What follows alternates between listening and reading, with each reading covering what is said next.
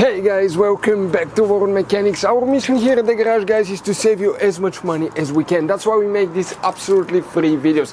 Let's go ahead and start on it now.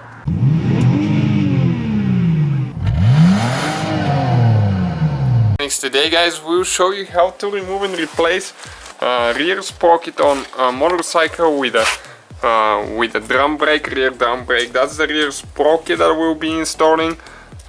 Stay with us. You see one thing that you should avoid, but that we are doing something that you should avoid. So let's go ahead and start on it now. So how we do it, we usually disconnect the brake by removing that lock nut on the back, the one that you adjust the rear brake. Okay, so we'll just get it loose all the way and make sure that there is nothing in the way there.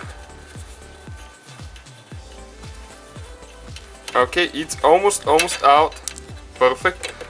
Now it will just slide towards the back, so we don't need to even do that, but you can if you need to. Okay, like that. And you can go and move it towards the front now. Next, you need to find the exact socket that will fit your nut on the nut side. You also have a bolt on this side, so if it's spinning, you have to hold the bolt, okay, with another wrench. Okay, and make sure that you remember how you remove everything in specific order. Okay, just like that now. We're going to remove the bolt now.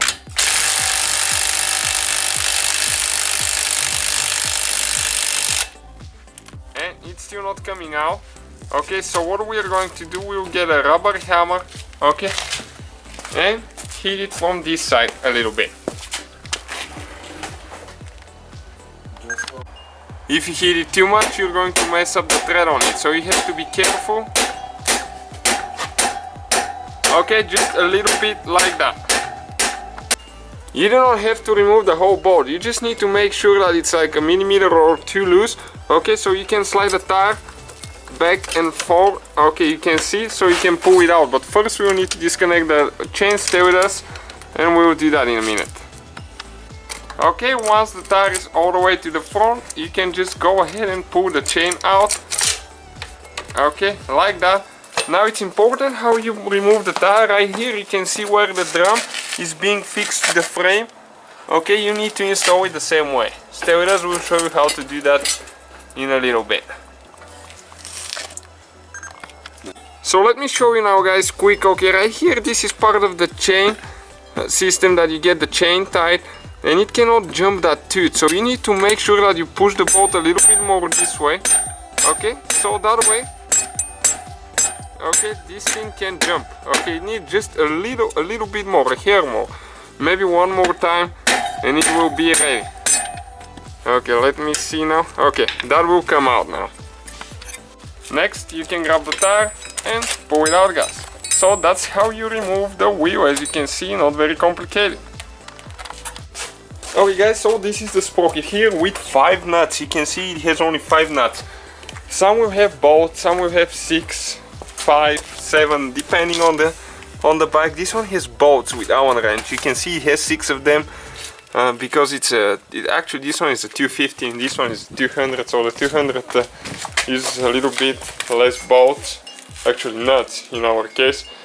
So we'll go ahead and remove it now and stay with us to see what you need to use for the new one to make sure that you don't lose your bolts or nuts. Okay, so we'll get it loose now, and that's pretty tight. Be careful not to mess your fingers on the teeth, so you need to get a breakover bar. I recommend to do it from distance.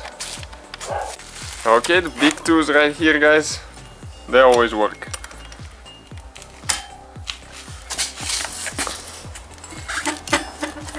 Okay, you can see, got them loose.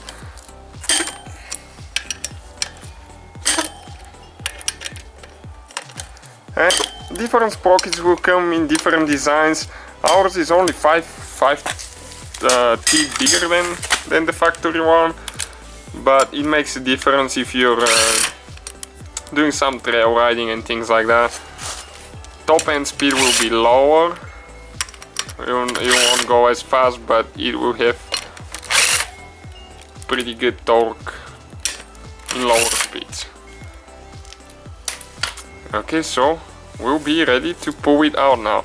You can see right here now, this one has a, okay, I forgot what you call this thing, wait a minute. So the thing was called snap ring, guys. That English always gets me. Okay, so we'll use snap ring pliers. Always wear eye protection when you do that, guys, because if you don't, that thing can pop out and poke your eye out. Okay, always be careful how you do that. Okay, so I'll recommend even to have something to cover on top of it. Okay, you can help them a little bit with a screwdriver. If this one is really stuck, it hasn't been removed at all.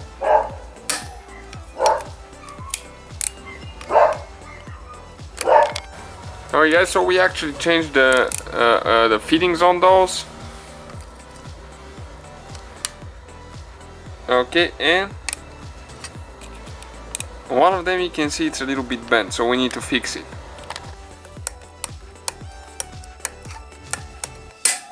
Okay, we almost get it. Those things are really complicated sometimes, but you have to be patient and always use protection. Okay, I caught it in this time. Oh, dropped it.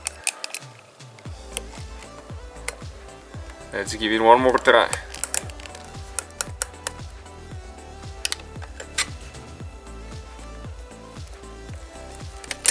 Okay, it came loose on this side, and we'll be able to pull it out in a little bit from this side.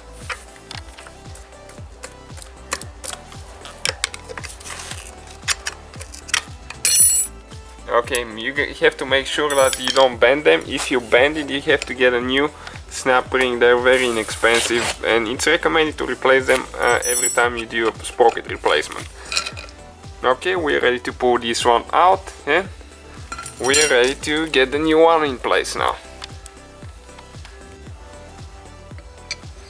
Okay, and you can clean around here a little bit with brake cleaner if you need to a little bit. Okay, and now we're ready to install the snap ring again, and after that we'll get the bolts tight. But there is something else that you have to do, guys, in order to make sure that your nuts or bolts don't get loose, so stay with us and we'll show you what it is.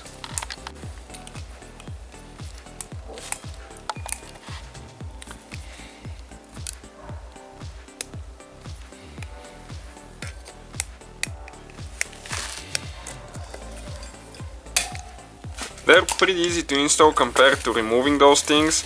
If you get them on a little bit, you can just tap them on one side.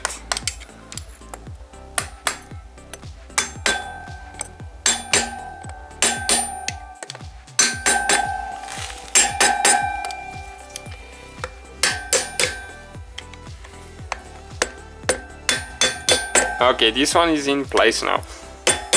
Perfect. Alright guys, now we need to install some thread lock. Apply some thread lock on the bolts or the nuts, whatever you have.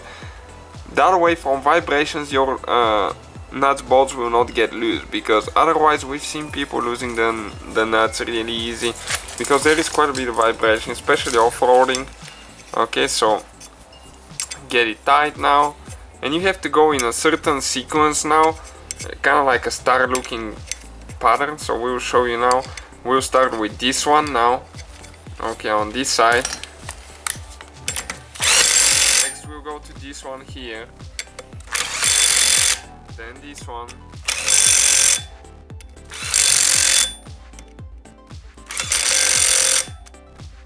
And we're going to torque them by hand as well. Different ones require different torque specs, but usually we have a feeling how much we can do on those. Okay, perfect. So as you can see, guys, not very complicated procedure to replace the sprocket. You have to put everything together in reverse order. If you put a bigger sprocket, you might have to extend your chain a little bit.